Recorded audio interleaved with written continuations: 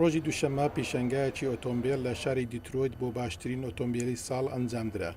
کۆمپانیەکانی ئۆتۆمبیل بە باشترین ئۆتۆمبیلی خۆیان بۆ ئەم ساڵ بەشداریان کرد. لەو پیشەنگایەدا کۆمپانی فۆرد توانی 2 خەڵات بباتەوە بە خەڵاتی باشترین ئۆتۆمبیل و تراچی ئەمریکای باکووری بۆ ساڵی 2010. ئۆتۆمبیلی فۆرد جۆری فیوژن هایبرد و وانی بچووکی فۆرد جۆری ترانزیت کۆنێکت خەڵاتی سەرەکی ساڵیان وەدەستێنە.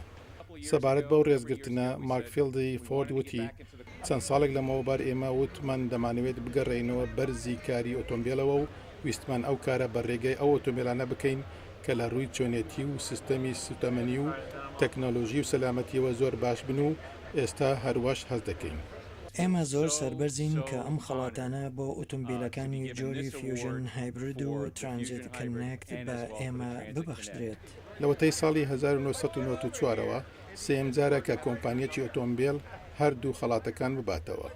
ئەو خەڵاتانە لەلایەن 49 ڕۆژنامەوانەوە و لەسەر بنەمای ئاستەکانی داهێنانی نوێ، نەخشەی سازکردنی، سەلامەتی، چۆنێتی، بەکارهێنانی، ڕازیبوونی و شۆفێر و نرخەکەی بڕیاری لەسەر دەدرێت کە تەواوی ساڵەکە تاقی دەکەنەوە و وتار و ڕاپۆرتی لەسەر بڵاو دەکەنەوە.